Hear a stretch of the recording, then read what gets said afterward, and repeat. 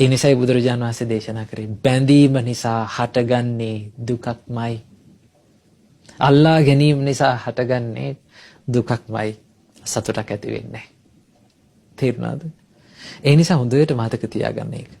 ඔන්න බුදුරජාණන් වහන්සේ දේශනා කරන මොකද්ද? හිත සංවර කරගන්න. හිත ඒකෙන් ඉවත් කරගන්න.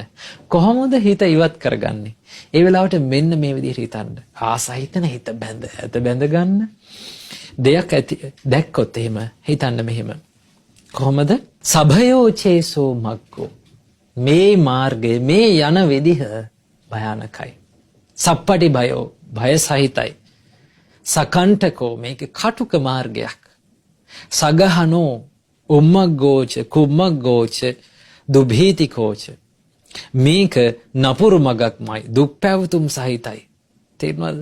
ඊළඟට බුදුරජාණන් වහන්සේ දේශනා කරනවා අසත්පුරිස සේවිතෝ චේසෝ මග්ගෝ මේක අසත්පුරුෂයන් විසින් සේවනය කරන දෙයක්. තේරුණාද?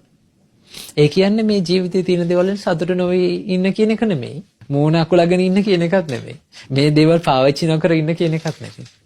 තේරෙනවද? ඔබට තියෙන ධනය ඔබ බොහොම සතුටින් පාවිච්චි කරන්න. ඔබට ලැබිලා තියෙන ජීවිතේ ලැබෙන වස්තුන් ඔබ සතුටින් පාවිච්චි කරන්න. ඔබ ජීවිතේ විඳින්න, සල්ලි හම්බ කරන්න, දියුණු වෙන්න. හැබැයි ඒ දේවල් මත ඔබේ සතුට තියන්න එපා.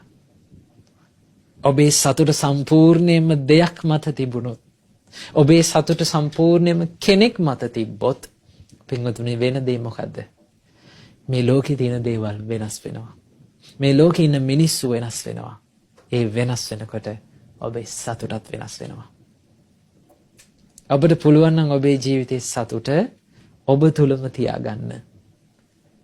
ඔබට කවදාවත් වෙනස් වෙන්නේ නැති සතුටක් ඇති කරගන්න පුළුවන්. මේ ලෝකේ දේවල් වෙනස් වෙලා යයි.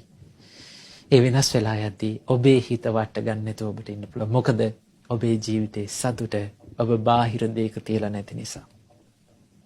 තේරුණාද? බාහිර දේවල් වලින් ඔබ යම්කිසි සතුටක් සැපයක් විඳිනවා. හැබැයි ඒ සතුට වෙනස් වෙනවා කියන එක තේරුම් අරගෙන අපි ඉන්නවා.